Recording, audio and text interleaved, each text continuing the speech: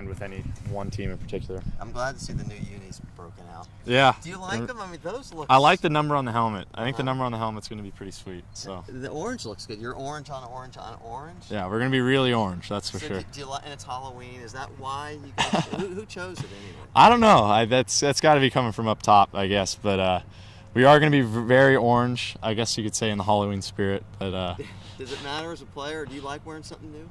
I don't really mind too much. You know, you just got to break in a new pair of cleats and get your new helmet dialed in. But other than that, it's pretty much the same. Thanks a lot, Sean. Yeah, no problem. Is the early game cramping the Halloween style? And all Dylan was saying that he might have to go trick-or-treating in the hotel hallways or something. No, I don't know. I think there's not as much trick-or-treating going on in a college town, that's for sure. But no, it's... Like Tyler Perry has already got his costume going. Oh, yeah. He took a picture of it. He put it online. It looks pretty sweet. He does look like Walter White. Are you a Breaking Bad fan? I am a Breaking Bad fan. It's funny, we had a pumpkin carving contest, and me and Brent Vanderveen, we carved a Heisenberg face into a pumpkin. We actually won the contest. So. Nice. I looked at Tyler. I had to do a double take because I didn't really recognize him. He looked pretty good in terms of trying to be like Walter White. Oh, yeah. He could definitely pull it off. You're not dressing up though. No. Don't have plans to, so. Now, Sean, Coach Riley said after the game that it was going to be tough to watch the film for Stanford. For you, was it tougher than you maybe anticipated, or were you excited to kind of watch that film, and what did you take away?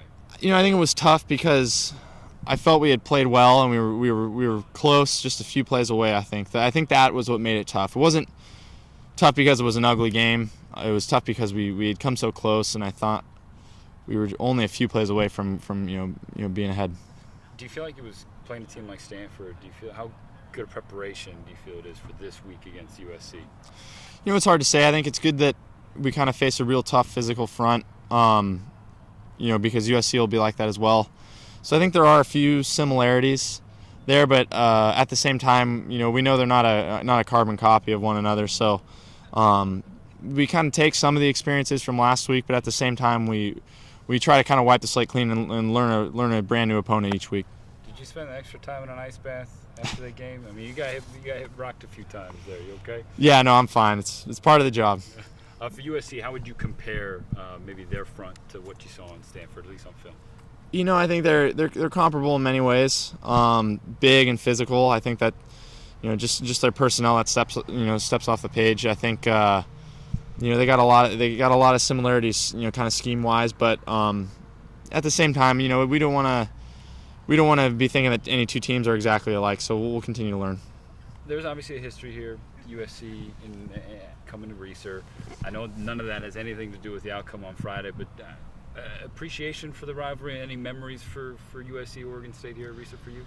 You know, it's funny. I've never actually played against USC, so for me this will be my first time. But you know, obviously the one that sticks out in everyone's mind is when Jaquiz was a freshman and him and Lyle were playing. So everyone remembers that one that was here. So we're aware of, you know, how much it means, you know, not only to us but to the fans and everything. And you know, I was saying it before. I think it just goes back to the kind of thing where when we were all kids, you know, USC was kind of the top dog, and you know, I think when you see that you're playing them, those are the kind of things that come to mind. Is, you know, when I was a kid, it was Reggie Bush and Matt Leinart. So not something we're psyching ourselves out about, but you definitely remember that kind of stuff. Lyle reminding you guys about that at all? I know he likes to joke a little bit. It's funny, I haven't brought it up yet, but I'm sure he will at some point. A tough loss, KC going down for probably the rest of the regular season. How can you just gauge and tell people how big that is? Yeah, no, it's a huge loss for us, not only on the field but off. You know, Kevin's you think he's the oldest wide receiver we got, so he's the kind of the crafty veteran. But you know, he's a huge player for us. You know, especially in the slot where he needs to be tough and physical and be a good blocker, and at the same time, you know, a great route runner, a great feel for the game. So it's a major loss for us, but at the same time, I think, you know, other guys are going to have to try to find a way to step into that void. Malik and Micah, the first two getting a shot at that. How have they come? I know Micah he's staying healthy, but Malik, he's sort of an unknown. How would you kind of describe how both of them have come along?